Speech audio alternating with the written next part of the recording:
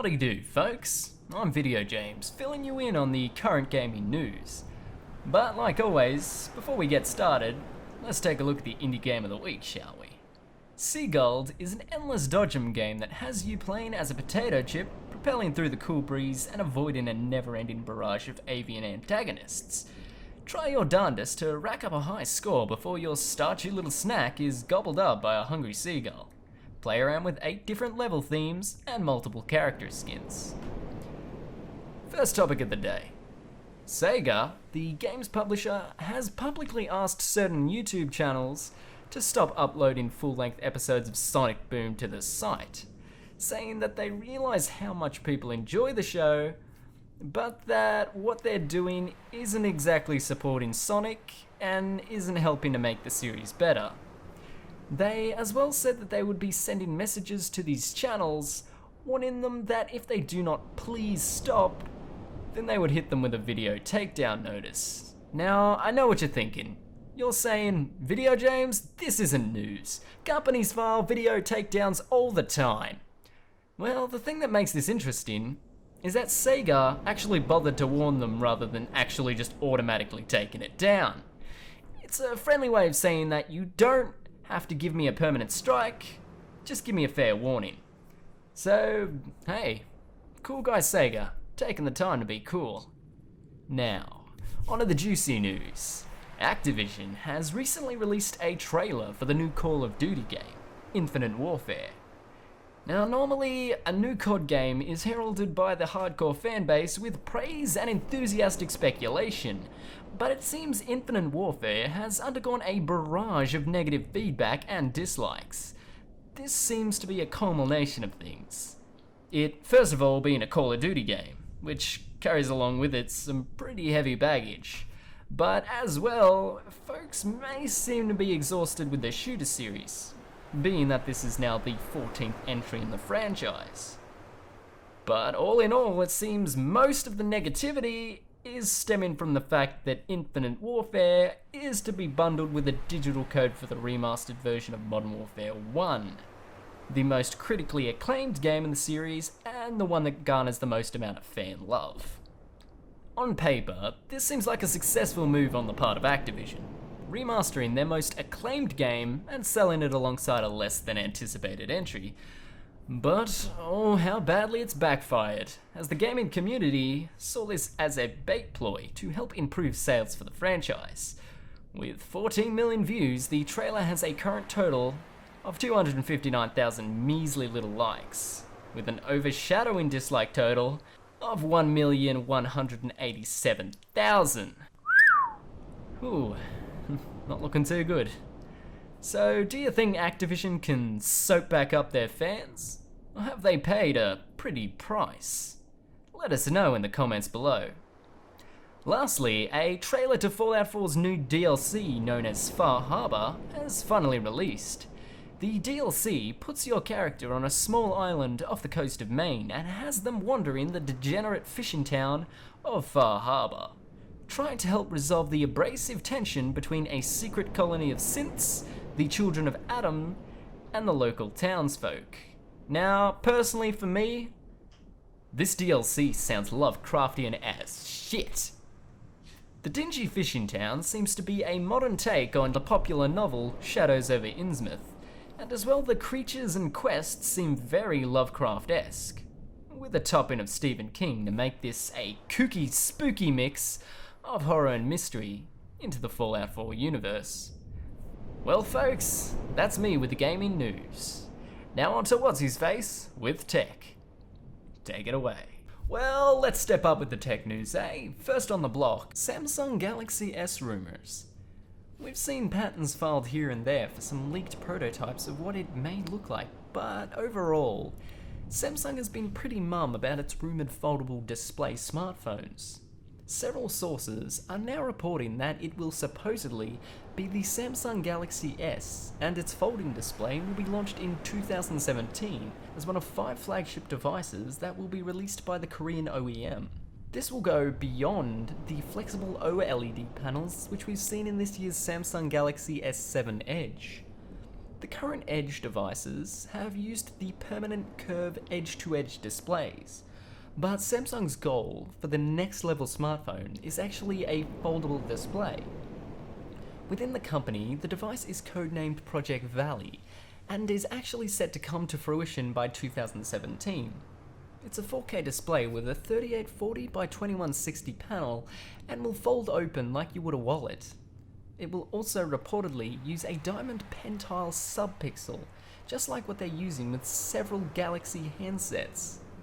Samsung's existing Edge smartphone, which uses curved OLED displays, uses a flexible plastic backplane instead of glass.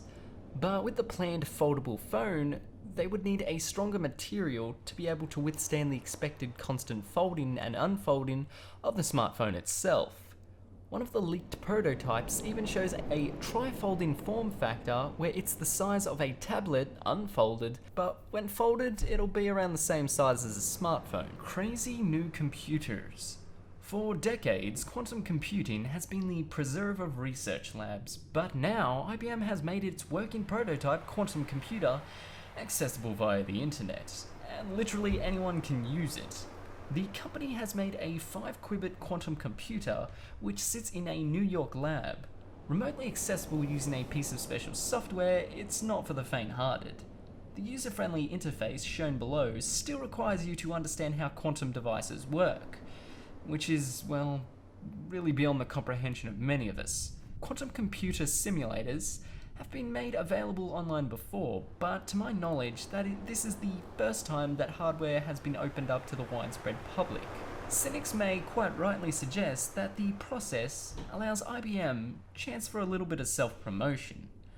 But more importantly than that, opening access to a real quantum device for students, researchers, and plain old nerds that wouldn't otherwise have the chance to play with the hardware means more person hours can be spent tinkering with the things. Some of them will undoubtedly spot an interesting quirk in behavior or error with the device, and that's where progress lies. Nvidia recently announced a crazy cheap new flagship graphics card, the GeForce GTX 1080, more powerful than the two of the last generation's GTX 1080 cards in SLI. It also has a younger brother too, the slightly less gutsy GTX 1070. What's more surprising than these cards' relative performance, though, is just how non-expensive they are. The new GeForce GTX 1080 has a recommended retail price of $599 US. It's much cheaper than most fans were expecting.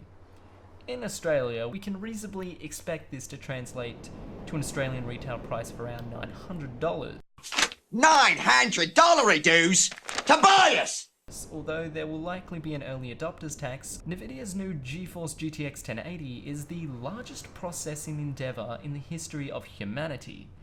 That's still an expensive card, sure, but given the circa $1,200 retail price of the GTX 980 Ti, Titan family, and AMD's top Radeon Fury X cards, it's a big drop. The release date too is sooner than expected. May 27 will see cards released around the world, according to the Nvidia CEO Jensen Huang.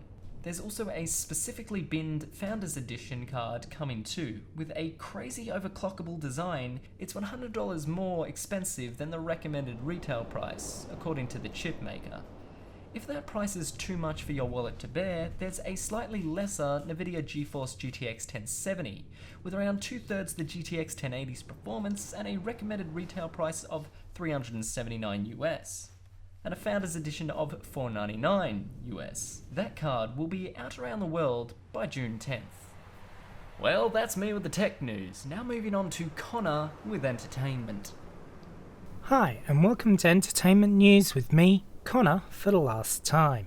Here's what's happening in entertainment for this week. First today, the next installment of Michael Bay's popular movie franchise Transformers has been given a name, and it will be called The Last Knight. Thus far, no plot details have been announced, but filming will start on June 6 in various locations around the world, starting in Cuba.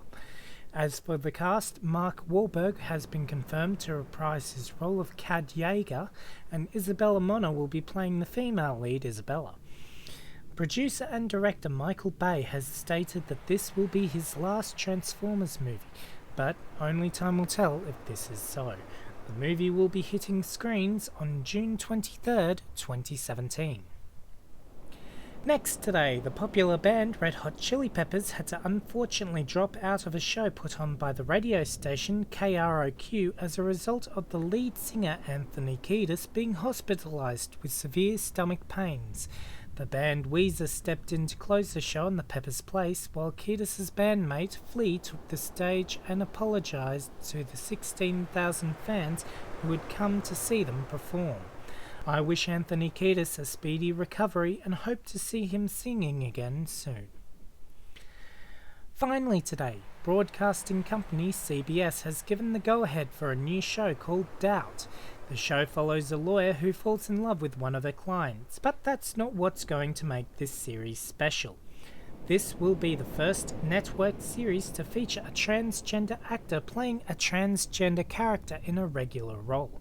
The actor who was selected to play this part is Laverne Cox, who had previously acted in Orange is the New Black.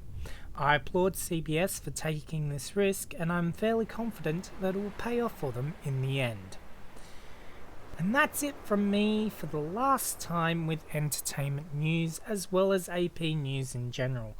I'm no longer going to be a part of AP News in the future as I have other priorities outside of Awesome Productions, but don't worry, the show will continue as it has, just without me reading the entertainment news. But I hope you enjoyed this week's news. If you did, please make sure to leave a like below. Feel free to comment about any of the topics which you've heard here today. And of course, don't forget to subscribe so that you can be kept up to date with AP News as well as any of the other awesome shows on this channel. And most importantly, stay awesome.